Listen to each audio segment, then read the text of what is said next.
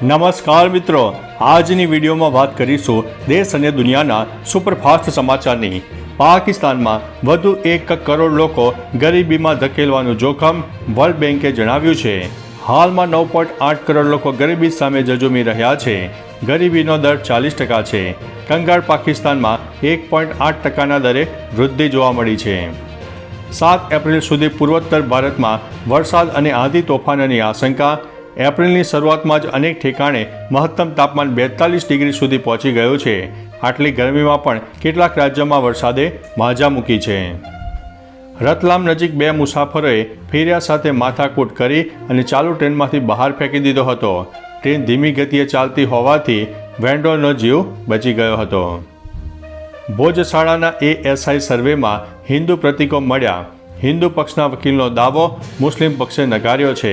ભોયરામાં સંસ્કૃત શિલાલેખોની સાથે સાથે ધાર્મિક વસ્તુઓ અને અષ્ટવક્ર કમલ, શંખ અને હવન કુંડ જેવા પ્રતીકો ઉપરાંત ભગવાન હનુમાનની મૂર્તિ પણ મળી આવી છે। ગુજરાતમાં વોન્ટેડ આરોપીઓના માથે સરકારે 20,000થી 1 લાખનું ઇનામ જાહેર કર્યું છે। વર્ષોથી પોલીસને હાથ તાળી આપીને ભાગતા પ્રોહિબિશનના ગુનેગારોને હવે લોકોની મદદથી ઝડપી લેવાનો પ્રયાસ કરવામાં આવશે। સોનિયા ગાંધી અને અશ્વિની વૈષ્ણવ સહિત 14 સાંસદો રાજ્યસભાના સભ્ય બન્યા છે। રાજ્યસભાના અધ્યક્ષ જગદીપ ધનખરે શપથ પણ લેવડાવ્યા છે। સૂર્યની સપાટી કરતાં 7 ગણું તાપમાન 48 સેકન્ડ સુધી જાળવ્યું છે। દક્ષિણ કોરિયામાં કૃત્રિમ સૂર્યનો 100 મિલિયન ડિગ્રી તાપમાન જાળવવાનો વર્લ્ડ રેકોર્ડ સામે આવ્યો છે। સૂર્ય જેવા તારાઓને પણ ન્યુક્લિયર ફ્યુઝનના કારણે ઉર્જા અને પ્રકાશ પ્રાપ્ત થાય છે। રૂપાલાએ રાજા અને મહારાજા અંગે કરેલી ટિપ્પણી મામલે ગોંડલની કોર્ટમાં ફરિયાદ દાખલ કરવામાં આવી છે। પરસોત્તમ રૂપાલાના સમર્થનમાં પાટીદારો પણ મેદાને જોવા મળ્યા છે। સંદેશ ખાલી પીડિતોનું 1% સત્ય પણ બંગાળ સરકાર માટે શરમજનક છે તેવું કોલકાતા હાઈકોર્ટે જણાવ્યું છે। આ માટે સમગ્ર વહીવટીતંત્ર અને શાસક પક્ષ 100% નૈતિક રીતે જવાબદાર છે। આ લોકોની સુરક્ષાનો મામલો છે તેવું કોર્ટે જણાવ્યું છે। મોગર રોડ પર અગાઉના રાજકીય ફોટા સાથે આચારસંહિતાની ભંગની રજૂઆત, તંત્રને નાહકની કવાયત। દેશના 75માં અમૃત મહોત્સવ સમયે મારા પિતાજીએ બોર્ડ મુકાવ્યું હતું। આચારસંહિતા અગાઉ તે ઉતરાવી લીધું છે તેવું પે સેન્ટરના આચાર્યએ જણાવ્યું છે। મુંબઈમાં પોલીસે PMનો ફોટો લેનારા 2 પત્રકારો વિરુદ્ધ કેસ નોંધ્યો છે। એરપોર્ટ પર વડાપ્રધાનનો ફોટો ખેંચી શકે તે માટે પરવાનગી વિના પત્રકારોએ બિલ્ડિંગમાં પ્રવેશ કર્યો હતો।